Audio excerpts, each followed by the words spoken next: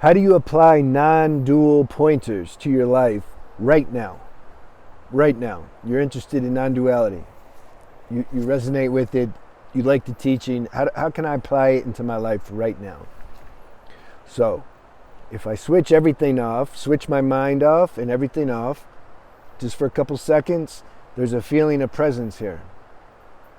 There's a feeling of, you see, don't get caught on the words. Use whatever words you want. There's something here. There's something here that is, it's not independent of the body, but it's beyond the body.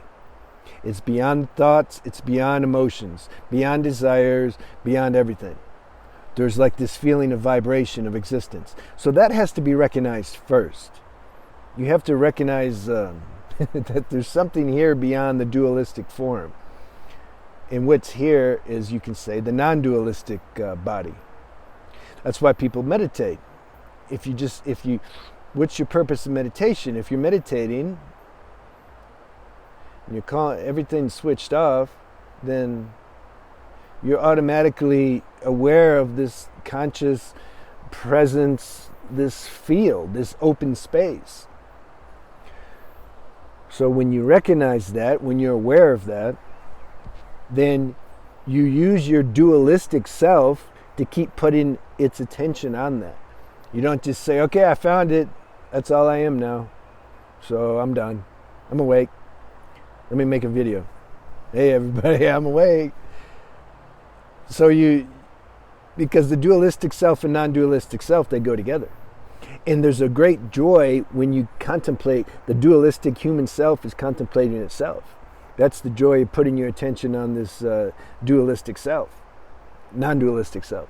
Am I confusing anybody besides myself? Which self, right? Okay, I'm playing. So the human, the mind, everything, the consciousness inside, what's everywhere, but okay, it's in the body, let's say. And I'm bringing my attention to this presence. That's the sadhana. That's the spiritual practice.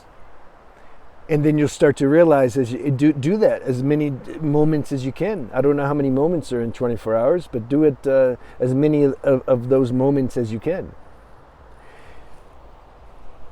When I leave here, when I leave here, that's projecting into the future.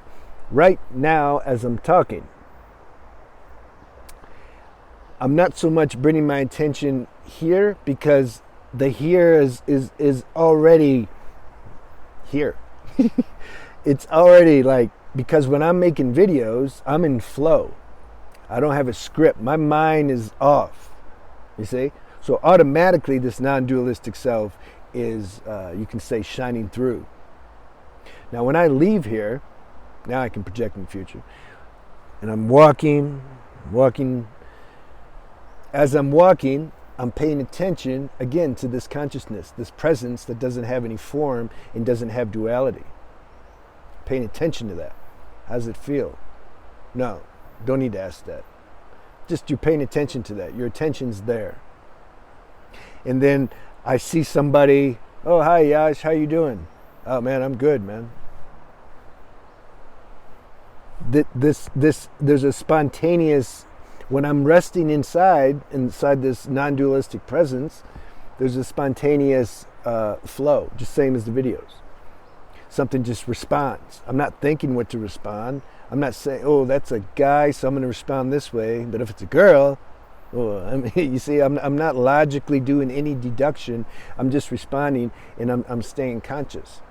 Sometimes, though, when we're doing some activity, like the example I gave with making videos, you don't even need to practice. The practice fades away. You're already in the zone.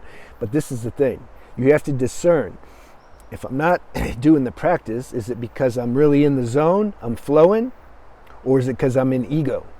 For example, I have a semen retention channel, so a lot of examples I give are about guys and being addicted to female attention and stuff.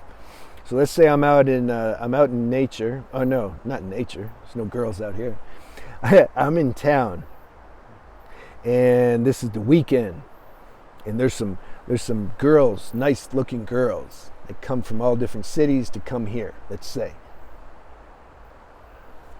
Now, and the tendencies to look at them, to get them to be attracted to me, to give me a hit of dopamine, because I want to feel good. See, that's using dualistic chemistry to make me feel good, which is temporary and not stable because it's dualistic, as opposed to, we can say, the non-dualistic chemistry that comes when our attention's in presence. That drug is a good one, and it's not poisonous or dangerous. It's just always nice, and it has a deep level of contentment, and it's uncaused. It's not provoked by anything outside. It's just simply when your attention's there, it might take a little bit. You gotta get rid of the toxic junk, but at some point when the attention's there, you're gonna feel a nice sense of relaxation and contentment. You see? So back to the example. I'm in town. I was practicing my sadhana, putting the attention inside. And don't say there's no practice anymore and practice is a thought and all that. Okay, if you're at that level, then why are you going to watch a video? You know. So you're doing your practice. Your attention's here. I'm pointing here, but anyway, it's on this non-dualistic space, this presence. But then I go into town.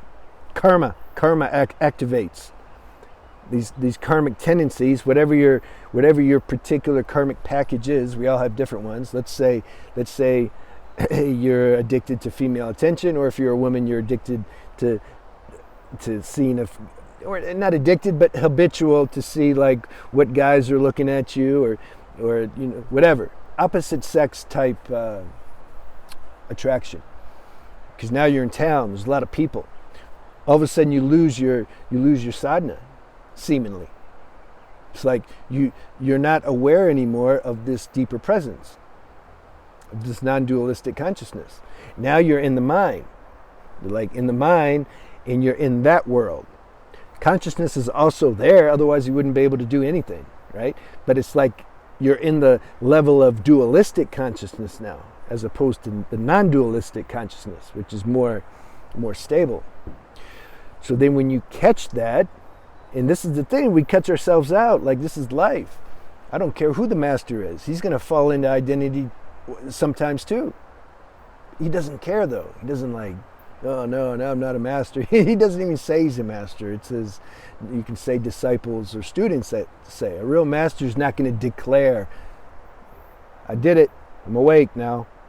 It doesn't work like that. So you're in your life, and you realize that's just one example with the girl, the opposite sex attraction.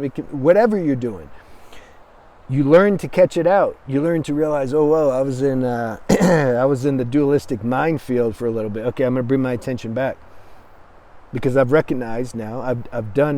I know what this non-dualistic presence consciousness is, and I want to keep my attention there.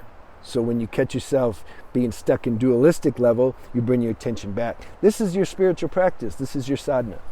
And then your intuition will help you shape your life via lifestyle and lifestyle habits and the company you keep and your diet and your environment, all that stuff, all those aspects. Intuition will tell you how to align that in a way, will shape your life in a way that supports the spiritual practice.